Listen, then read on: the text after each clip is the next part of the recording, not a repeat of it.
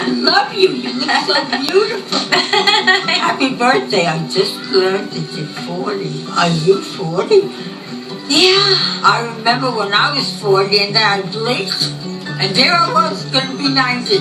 My God, where did it go? One day you're going to blink and you're going to be 90 and I won't be around to see it, and that makes me very sad. I'm telling you, I'm warning you. Don't blink. Don't blink. That's Leslie Mann in a scene from This Is 40, also starring Paul Rudd. In a continuation of their story, kind of, from Knocked Up. It's the unofficial sequel to Knocked Up, a movie from, 7-8 years ago. Also written and directed by Judd Apatow, although I believe that one was co-scripted by Seth Rogen. And that movie was okay, in my opinion. It was better than most comedies I'd seen that year. And it was pretty well scripted. I'm a fan of Seth Rogen's writing. I'm just not a fan of Seth Rogen. He took me out of the picture. I just didn't get into him. I just don't like that guy. I just can't explain it. I don't like him. And Katherine Heigl, who I probably like even less. She just seems like a vapid bitch. She's supposed to be. I remember all the comments she made about writers are like monkeys and all this stuff during the writer's strike. And just, come on. I don't know. Anyway, I don't like those two, so I didn't love that movie. But the best part about the movie were Paul Rudd and Leslie Mann's characters and their daughters and their little side story. So it's great to see them actually get their own film here, and then This Is 40.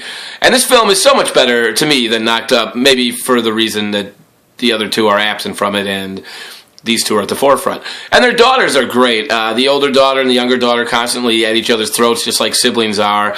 It captures family life better than almost any movie I've ever seen. I avoided watching this when it first came out because I'm 42 and all my relationships have failed. I have no children. I didn't want to watch Paul Rudd as this records label owner. Like, yeah, I'd like to own a record label, and what an awesome job. And he's like a yuppie. And look at this yard, this house, and he's got kids to come cry at his funeral, and what do I have? Woe is me, and I'm just going to yell at the screen and not care about their plight. But guess what? I did. The movie brought me into it and made me care about their plight. And I realized, I just sit around and get high and watch movies and do little reviews about them and play video games, and I got it pretty easy. I don't have a lot of stress or turmoil, and Paul Rudd's got plenty of stress and turmoil in this movie in the course of just this film. And there's a lot that goes into raising kids and trying to keep a relationship afloat and the love alive, and this movie does a good job at illuminating all that. And it's also really, really funny. Just like that little scene I just showed with the old lady. I laughed till I got choked up. It was sad and funny all at once. And a lot of this movie is. The chemistry is great. Paul Rudd and Leslie Mann are great. She gets the bulk of the movie, and she should. Turning 40 is much harder, I believe, on a woman than a man. So it's more her story than his.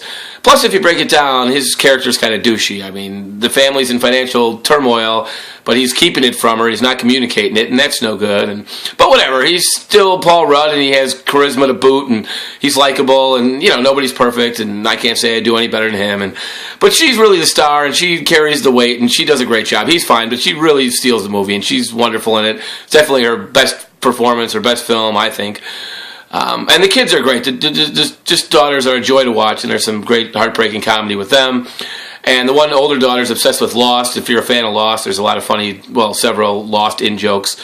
The supporting characters, there's some good ones. You get Jason Segel in a small, funny little role. Megan Fox shows up, and she's hot and funny. I always say people think she's so hot. I don't think she's the hottest thing alive, but she's pretty hot.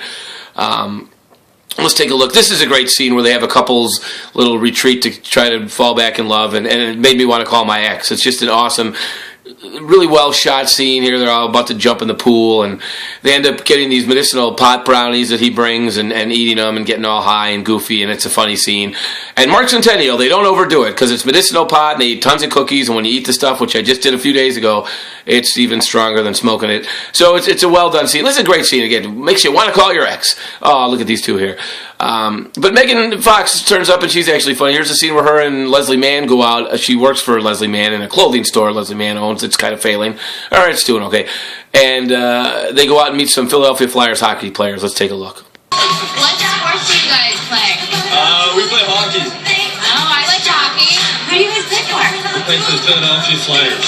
So you guys are all from Philadelphia? No, actually none of us are. Do you guys still have all of your teeth? Well, I got all my teeth fixed up. These ones. You want to try them on? Yeah, I'll do it. Oh! Do I look sexy? Yeah! I'm gonna make a SpongeBob even shows up, and Larry the Lobster, I mean.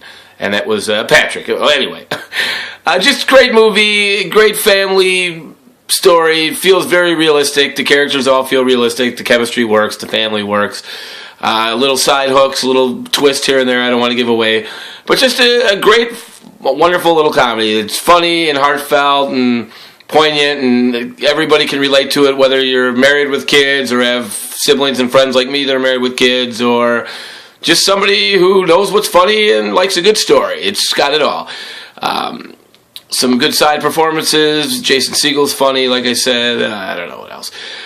Check it out. It's a good little film. Albert Brooks shows up, who I normally like, but he plays such a douchey character, I just didn't like him. It'd probably be the movie's main flaw, because I like Albert Brooks, and I didn't like seeing him in such a detestable role. Other than that, good film, great film, one of the best I've seen in a while, highly enjoyable. Until next time, thanks for joining me on the Kris Kondrad Movie Review Show.